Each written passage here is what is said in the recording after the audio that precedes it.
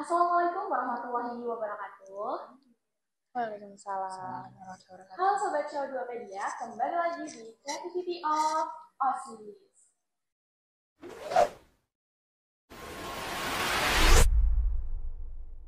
Nah, di video kali ini kembali lagi kita dengan podcast yang seru yang pastinya bakal bikin hari kalian makin inspiratif nih. Pada podcast kali ini kita bakal membahas tentang cerdas sosial di era digital. Dengan saya, Desya Safina sebagai host yang akan memandu podcast kali ini, dan di sebelah saya nih ada kakak-kakak Duta Genre tahun 2025 dari Universitas Lampung. Ya. Boleh nih Kak, perkenalan diri dulu ke Sobat CO2pedia. Oke, aku dulu ya. Halo Gen Rangers. Kenalin nama aku Sabira Tajbahia. Aku dari Universitas Lampung, Fakultas Matematika dan Ilmu Pengetahuan Alam, jurusan Kimia sebagai Duta Genre Unila tahun 2025. Aku sendiri sama dari Universitas Lampung. Nama aku Muhammad Faris Silindra. Di Universitas Lampung sendiri aku Fakultas Hukum, jurusan Ilmu Hukum. Dan sama lagi nih kita dari Duta Generasi Berencana Universitas Lampung tahun 2025. Oh my god, ini keren banget ya sih guys kakak-kakaknya nih dari Universitas Lampung, jurusan Kimia dan Hukum loh. Oke, boleh nih ya Kak kita langsung ke pertanyaan pertama. Boleh. Gitu ya. Boleh. Jadi apa sih Kak Duta Genre itu dan tujuannya itu apa? Coba kita jelasin gitu ke Sobat CO2pedia. Oke, jadi Duta mungkin ke genrenya ya. Genre ini merupakan singkatan dari Generasi Berencana. Nah, yang dimana ini merupakan program. Jadi ini program dari BKKBN. Tapi sekarang sudah di rebranding menjadi Kemenduk Bangga. Nah, yang dimana genre ini hadir untuk memberikan penyiapan kehidupan berkeluarga bagi para remaja melalui pendekatan PUP namanya. Itu pendekatan usia perkawinan. Yang dimana harapannya dengan pendekatan tersebut, para remaja itu dapat menjalankan pendidikan dengan terencana, dapat mencari pekerjaan dengan terencana, dan membangun keluarga dengan terencana. Kalau masalah tujuan, kita sendiri di genre itu banyak banget belajar materi ya Kak ya. Belajar materi banyak banget minta ampun. Nah, menurut aku dapat disimpulkan dari materi-materi yang kita pelajarin itu tujuannya cuma satu, yaitu untuk penyiapan kehidupan berkeluarga bagi para remaja. Kerja bagus. Oh my god, keren banget nih guys dari tujuan dan genrenya ini. Nah, jadi kakak ini kan udah sebagai duta genre nih. Jadi boleh nggak sih kakak-kakak tuh ceritain cerita awal kakak-kakaknya ini perjalanan menuju duta genre, dan gimana harapan kakak-kakak ke depannya nih untuk duta genre ini ke Sobat CO2pedia. Oke, kalau tentang proses pasti beda-beda ya prosesnya aku sama Kak Faris. Jadi mungkin dari aku dulu ya. Kalau aku sebenarnya aku aktif dari PIK-R Raya sendiri. Jadi Universitas Lampung tuh kita ada PIK-R, Pusat Informasi dan Konseling Remaja, yaitu namanya Raya. Nah, di sana aku aktif di sana dan tahu banyak hal, dan sebenarnya dari kepekaan kita terhadap isu-isu remaja sekarang sih gimana. Jadi Duta Genre ini kan sebagai role modelnya ya, jadi gimana caranya kita mau ngajak teman-teman sebaya kita jadi tempat cerita buat teman-teman sebaya kita gitu. Jadi itu yang buat aku sebenarnya tertarik, gimana sih perjalanannya yang pasti nggak mudah dan nggak sulit juga, nggak sih menurut aku, karena kalau misalkan kita udah niat dari hati tuh biasanya jauh lebih mudah gitu. Dan aku rasa Duta Genre semuanya itu memang dari hati kayak gitu kan. Terus tadi harapan ke depannya sih yang pasti aku berhasil buat memotivasi teman-teman sebaya aku, bisa menjadi teman cerita untuk teman-teman sebaya aku, dan bantu mensukseskan program genre itu yang paling pasti banget kan Kak Faris. Oke, dari Kak Faris ya. Kalau dari Kak Farisnya sendiri? Kalau aku sendiri sebelumnya aku dari aku dari Sumatera Selatan, Kota Palembang. Nah, dan di sana aku itu udah tergabung sama genre kabupaten aku. Nah, di sana juga aku udah kenal banyak sama genre kurang lebih, dan timbullah niat untuk aku harus jadi duta generasi berencana Provinsi Sumatera Selatan kemarin itu. Nah, tapi berjalannya waktu, aku nerima pengumuman UTBK ya SNBT, aku lulusnya di Lampung, di Unila. Jadi kayak aduh ini aku nggak bisa nih jadi duta genre Provinsi Sumatera Selatan gitu kan, sempat mau nyerah juga. Tapi balik lagi aku mikir kayak, oh aku ini udah aku rencanain untuk jadi duta genre ini. Gimana caranya di Unila aku juga tetap harus jadi duta generasi berencana. Mungkin itu sedikit perjalanannya ya dan dinamikanya aku lolos di Unila. Nah, kalau harapannya yang pasti aku jadi duta generasi berencana ini, aku punya visi tersendiri. Aku pengen berdedikasi dan menginspirasi. Berdedikasi sebagaimana caranya aku ini bermanfaat untuk orang lain, dan menginspirasi ya kurang lebih sama kayak aku bakal menginspirasi teman-teman sebaya sama kayak Kak Sabira, sehingga yang dapat melaksanakan penyiapan kehidupan berkeluarga atau penyiapan masa depan itu yang nggak cuma aku sendiri tapi semua remaja lah gitu. Keren banget nih guys dari kakak-kakaknya, cerita dan tujuannya yang mungkin banyak nggak mudahnya juga ya Kak ya. Itu benar. benar.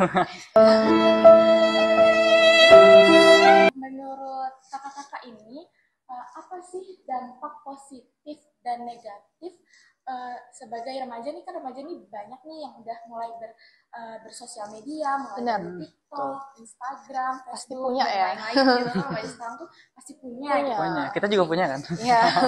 Jadi menurut kakak-kakak ini apa sih dampak positifnya dan dampak negatif dari para remaja yang sudah mulai bermedia sosial nih sekarang?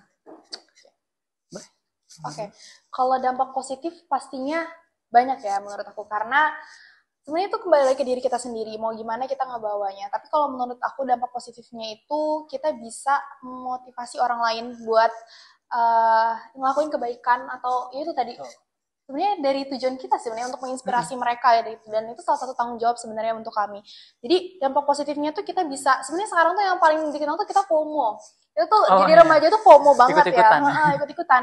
Jadi kalau misalkan aku ngelihat Kak Faris nih sekarang udah jadi duta genre, menginspirasi, keren kemana-mana, itu aku jadi FOMO dong, otomatis kayak gitu kan. Aku pengen deh kayak Kak Faris. Nah, itu kita menciptakan orang lain tuh buat punya mimpi-mimpi yang baru kayak gitu. Selain itu juga kita bisa dapat banyak informasi dari media sosial, tuh banyak banget informasi yang bisa kita dapetin. Makanya kita juga mengedukasi melalui media sosial juga ya. Ya, jadi karena itu mempengaruhi. Terus kalau negatifnya juga sangat banyak banget. Banyak banget isu-isu remaja yang itu tuh munculnya dari media sosial. Kayak misalkan bullying itu juga, atau misalkan kekerasan seksual yang secara verbal itu terjadi juga banyak banget di sosial media. Makanya itu penting banget harus diperhatiin, karena pengguna media sosial itu sangat-sangat besar ya di remaja, di usia-usia kayak kita. Walaupun sekarang bahkan parahnya itu anak-anak kecil yang baru umur 5 tahun udah megang, dan sasaran video yang mungkin kurang-kurang bagus itu, yang tidak mengedukasi itu datang ke mereka, dan itu akan berpengaruh. Makanya kita yang bisa ngelola harus tahu gitu kalau dari aku. Kalau dari Kak Faris? Ya kurang lebih sama lah ya. Apalagi dampak positifnya pasti sama lah kayak Kak Sabira. Tapi aku mau nambahin kayaknya dari dampak negatif. Kita itu sekarang sedang hidup di zaman digitalisasi, semuanya serba digitalisasi lah. Dan aku memandang digitalisasi ini tuh di luar dari kendali kita, teman-teman. Itu di luar kendali kita, jadi apa yang kita terima itu nggak bisa nih kita, oh besok aku mau nerima informasi ini itu nggak bisa kan. Nah jadi kayak hal-hal yang negatif yang seharusnya nggak kita terima, atau yang seharusnya nggak teman-teman terima, itu ada-ada aja tuh lewat di ya media sosial ya kan. Kadang mirisnya itu yang seharusnya nggak kita temukan atau kita dapatkan di media sosial, banyak teman-teman tuh yang bahkan dicari nih, yang kayak gitu tuh bahkan dicari sendiri. Nah itu menurut aku dampak positifnya, dan kurang ya kesadaran dari para remaja akan memanfaatkan media sosial ini dengan baik. Approved. Guys, kita tuh harus benar-benar main sosial medianya nih. Kita harus pintar-pintar memilah dan memilih apa yang kita cari, apa yang kita bisa saling, yang baik benar. yang buruk jangan kita ikutin. Jangan kita ikutin. Move on to the next question nih guys. Definisi cerdas sosial di era digital nih, dan penerapannya itu menurut kakak-kakak ini nih gimana sih gitu? Mungkin karena ada 2 pertanyaan sebenarnya, kayak cerdas sosial itu apa, dan tadi penerapannya ya. Penerapannya kalau aku dari cerdas sosialnya itu sendiri ya. Jadi cerdas sosial sesimpel yang udah kita sampaikan sebenarnya tadi. Kita bisa mengetahui mana yang positif, mana yang enggak. Terus kita harus tahu berperilaku seperti apa. Karena kadang-kadang kita tuh sebenarnya nontonin orang lagi dibully loh. Kayak di komen-komen itu cyberbullying. Cyberbullying itu kayak benar-benar kita cuma nontonin. Kadang-kadang kita kayak bahkan kita nge-like, bisa jadi gitu kan. Banyak banget loh komenan yang di TikTok itu kayak dia ngebully, tapi banyak banget yang like-nya. Nah itu tanpa kita sadari kayak gitu. Jadi kita harus saring-saring, kita harus tahu ngelakuin apa, harus bertindak seperti apa. Karena sekarang lagi marak-maraknya apa-apa dilaporin, orang-orang juga takut bertindak sebetulnya. Tapi dari situ tuh seenggaknya kita menahan diri kita untuk ngelakuin hal yang kayak gitu loh. Dan kita ngasih tahu teman-teman di sekitar kita dulu yang mana yang benar dan yang baik tuh kayak gimana. Jadi cerdas bersosial media itu tuh mulai dari kesadaran kita, gimana kita tahu mana yang benar, mana yang salah, mana yang hoax, mana yang faktanya gitu, yang sebenarnya tuh gimana. Jadi jangan gampang lah tertipu sama sosial media. Itu sebenarnya menurut aku cerdas. Tuh. Kalau penerapannya nih penerapannya cerdas sosial melalui digitalisasi itu banyak banget teman-teman. Kayak kita bisa memanfaatkan media sosial ini dengan baik ya. Salah satu contohnya kita bisa membangun personal branding mungkin ya melalui sosial media. Kayak bagaimana sih caranya kita pengen dikenal sama orang lain. Sebagai contoh kayak kita sekarang, aku sama Kak Sabira ada jadi duta generasi berencana ini. Bagaimana caranya kita ini pengen dikenal kayak gini. Nah juga yang paling penting nih teman-teman ya, balik lagi aku kan anak rantau ya, Nah aku ini menjadikan media sosial itu sebagai sarana untuk aku mencari relasi, untuk aku mencari teman-teman, kurang lebih gitu. Channel mencari channel. Kenal sama Kak Sabira juga, ya sebenarnya lewat organisasi, tapi bisa kenal lebih jauh mungkin dari sosial media, gitu kan. Apa yang Kak Sabira posting, apa yang aku posting, gitu. Oke guys, jadi tanpa kita sadari ini juga kita ternyata tuh selama ini bisa jadi kita tuh membantu bullying gitu ya, membiarkan Oh iya. Kita tuh harus pintar-pintar guys di sosial media. Pertanyaan selanjutnya nih, menurut kakak-kakak ini apa sih, apakah sosial media itu bisa gitu menjadi sarana remaja untuk mengembangkan diri dan mempengaruhi rencana masa depan seorang remaja gitu? Oke. Jadi Kak Faris mungkin nanti aku tambahin. Gimana ya media sosial ini seperti aku bilang tadi, kalau misalkan kita nih sekarang secara nggak langsung bergantung loh sama media sosial. Ini sangat bergantung banget. Kayak anak-anak dari usia yang seharusnya belum megang handphone udah ngerti, udah megang HP gitu kan, walaupun mereka belum bisa nih gunainnya dengan baik. Jadi menurut aku media sosial sangat berpengaruh ya untuk mengembangkan potensi diri, untuk menggapai cita-cita masa depan, ruang lingkup yang besarnya seperti itu. Karena menurut aku media sosial ini tuh seperti tadi, kayak kita tuh bisa menambah relasi dari orang-orang. Kayak kita mungkin follow Instagram nih. Kita follow Instagram, misalkan aku sama si Kak Sabira lagi deh. Sama Kak Sabira misalkan belum kenal, tapi tiba-tiba udah followan Instagram nih. Tapi kita belum ketemu langsung. Tapi ketika aku ngelihat Kak Sabira ini di Instagramnya, oh dia ini jago, misalkan fotografi, dia jago ngefoto dan dia posting di Instagram dia. Nah, terus aku satu hari butuh sama orang yang bisa foto misalkan. Nah, secara nggak langsung aku inget nih di media sosial aku followan sama Kak Sabira. Nah, itu bisa nih aku hubungin Kak Sabiranya untuk bisa untuk bisa ngebantu aku kurang lebih, dan untuk mengembangkan potensi diri sendiri. Itu mungkin ya personal branding, karena secara nggak langsung ketika kita dikenal sama orang dengan apa yang kita mau. Aku misalkan mau dikenal seperti ini, dan itu berhasil personal branding aku, dan itu bisa menambah semangat kita ya kurang lebih.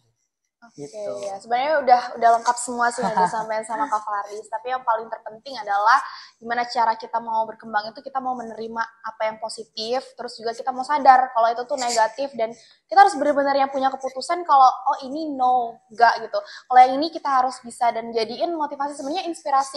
Tokoh-tokoh yang menginspirasi itu penting banget nggak sih untuk perkembangan, untuk perkembangan kita untuk kedepannya gitu. Jadiin motivasi gitu kan. Jadi sangat berpengaruh, dan harapannya juga kita di sini buat teman-teman untuk berkembang gitu, untuk gimana caranya cerdas itu tadi dalam bersosial media, dan mau berkembang, menerima apa sih yang sebenarnya salah atau enggak, dan apa yang benar yang bisa mereka kembangin lagi gitu. Betul ya Kak? Itu aja sih. Oke, jadi udah habis nih Kak. Terima kasih loh sudah sharing-sharing, berbagi pengalaman dan tips ke Sobat CO2 juga gitu kan. Sobat CO2. Jadi untuk Sobat CO2, terima kasih sudah menonton, dan semoga dengan menonton podcast ini kalian bisa makin cerdas untuk bersosial media dan bisa memilah Sehat dan terus, memilih informasi dengan baik di sosial media. Oke, terima kasih. Saya akhiri. Wassalamualaikum warahmatullahi wabarakatuh. Waalaikumsalam warahmatullahi wabarakatuh. Terima kasih. Creativity of Osis. Salam genre. Salam genre.